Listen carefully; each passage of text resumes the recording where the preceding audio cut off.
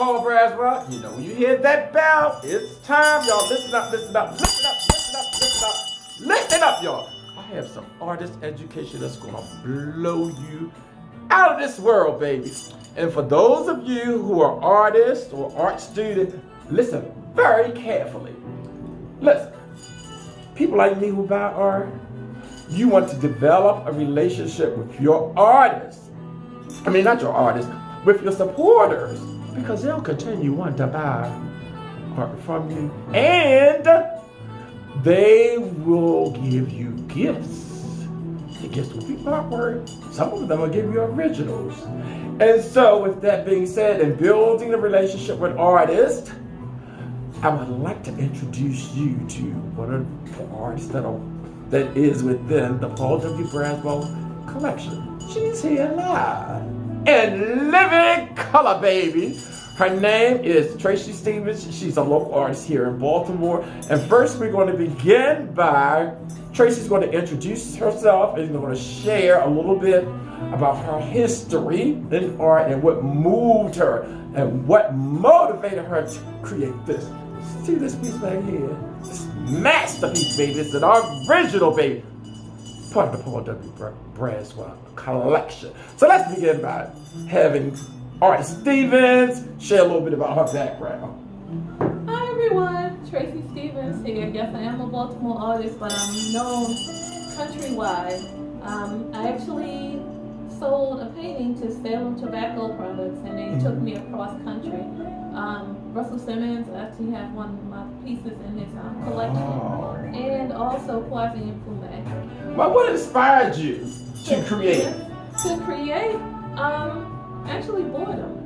Really? Yeah, you know, after I read all the books I can read, and I started getting images in my head of what the character's supposed to look like, because I used to read a lot of things that didn't have pictures.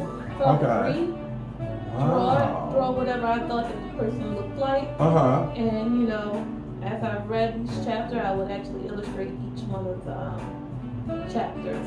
Oh, so, wow. You know, that's kind of inspired me. You know, it's like I'm one of those right and left brain thinkers. Oh, well, how about artist blocks? Have you experienced that when you mentioned the right and left side of your brain? Yes, I did. Sometimes one time I was in overdrive. I moved around the country because I didn't want to be in Baltimore City. So when I came back, I went to Micah, and I crammed my whole 4 years within 2 years. Wow. And I went to school year round.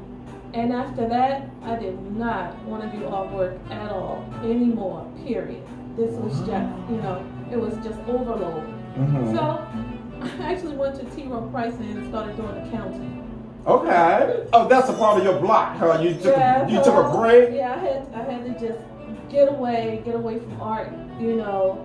I was like, maybe it's not for me. And I actually ended up working for T. Rowe Price, teaching people how to buy and sell stock. Great. Do you have like an artist mentor, or artist you'd like to follow, or an artist an artist you would like to meet that be like, oh my God, where you were, you know how they do in the celebrity industry, fan out, artist out, baby. That's what I'm talking about. Actually, the one artist that I really wanted to meet, I actually met. Who? I wanted to meet the one who was doing the what is his name? Now I'm having artist block. What we discussed and living color. His name, because he did like album covers for people. Charles Bill. Oh, yes. I met him, and I was so like over the top. Oh, Mr. Bibbs, I hope you're listening. Over the top. Wow. I've seen his stuff. I researched him. I love the way that he draws. He even did like little tutorials of how, excuse me, of how he created his stuff. And I actually met him at the convention center. And I had this painting called Blue Jazz. Okay. So I was down at the convention center and I was talking to him. I was like, oh wow, you're Charles Bibb. You know, just like going on and on and on. He's like, yes, Miss, I know who I am, but what is that? So he pointed at the like, this right here? And he was like, yeah, no, this is blue jazz. He was like, sell it. Get out. I was like, are you kidding? This is my favorite painting. And he was like, listen, if you like it, somebody would love it. That's true. Sell it. That's true. And I was like, I can't sell it. And he was like, well, if you're not willing to get rid of it, if you're not willing to sell it, you're not willing to grow. I know that's right, and that's what I'd like to share with you my experience with Charles Bibbs. Also, I met him at the convention center. He did a workshop. I was very new to art, very new, where artists used to draw what I used to call it references as a little picture on there. And at this workshop, he explained to me that that image was a term that they call, that is referenced as remark. And artists give, usually if you're supporting them, they give it to you as a gift. And I was like, oh, and the artist was Leroy Campbell. Leroy Campbell was one of my favorites. Man, you know me, I don't want this conversation to be all about me, because I am featuring one of my favorite artists within the Paul Braswell collection, which valued at, what, $214,000. And this image here is included, which Ms. Stevens created, and I would like for Ms. Stevens to share with us. First of all, what inspired you to create this? Well, I think everybody should have a political piece. Political? Yes, this is a political piece. Really? Yes. So at this time, I was working at TOK. I wasn't really loving it. That's when I started missing my art. So I actually did this piece. The same year I quit. Wow. So, you know, being around a lot of money, being around a lot of people who that, you know, supporting their money, like stocks and bonds and stuff like that, I learned a lot. And I started really thinking about, you know, my space and where I want to be and why I am, you know, a Democrat. Because I saw a lot of hypocrisy and things of that sort with the Prime Reserve, how they outprice a lot of people. So you can't become that American dream. So you can't be rich.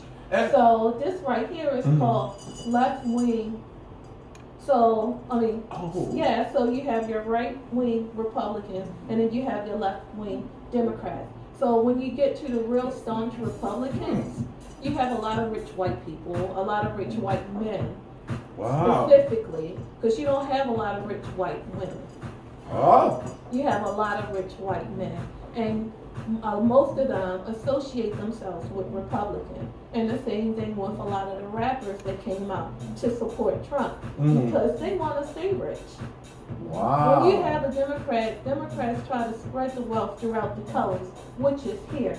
And you can see a lot of them, you know, have an expression on their face that as if they're pleased. So you have Native American, you have Israeli, you have white, you have Asian, and then you have your black.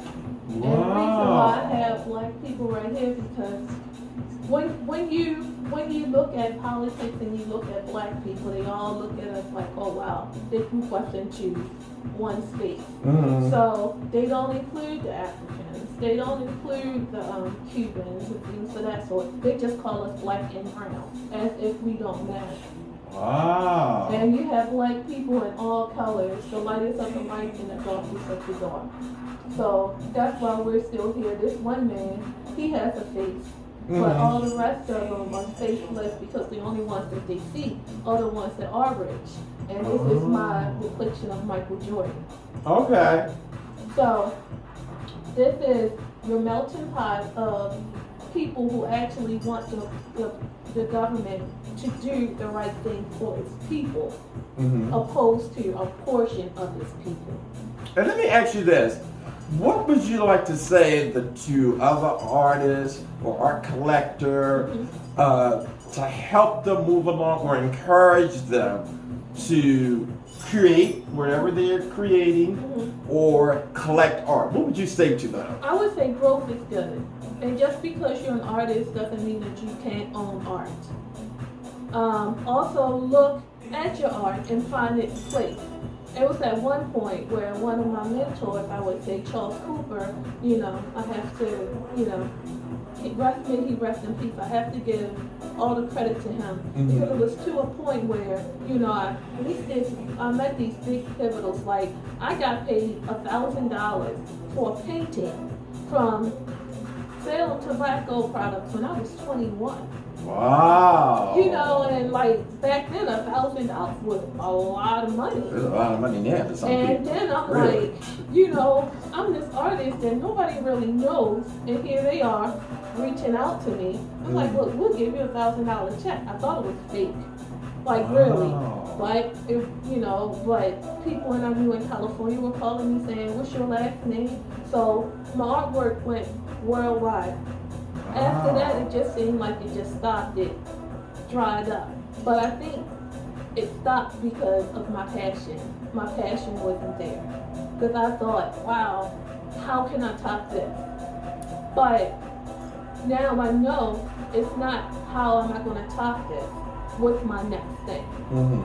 So my friend Charles Cooper, he sat me down, he talked to me because I was ready to quit. Like, I kept doing all this stuff and nothing was selling, and I didn't know, you know, why aren't people liking my stuff? He told me that I have an audience. The thing is, I have to find my audience. And that's what I'm going to say to a lot of artists. You have to find your audience. Keep at it. Charles Bibbs told me that I should be doing something every day. I should be sketching. I should be painting. I don't care if I put my finger in a tube of tape, paste, put a little color on the top, and then put a dot on a piece of paper. I need to create something every day because that's the only way you're going to find out who you are as an artist. And if you found what Miss Stevens, Artist Stevens said, important, or you want to reach out to Artist Stevens, I'll put a description how to get in touch with her. And with that being said, I want to thank Miss Artist Stevens, what did I say, Miss Artist Stevens, for participating in an art chit chat in 2 moments. And we get ready to sign out, y'all, so I gotta read my good bout.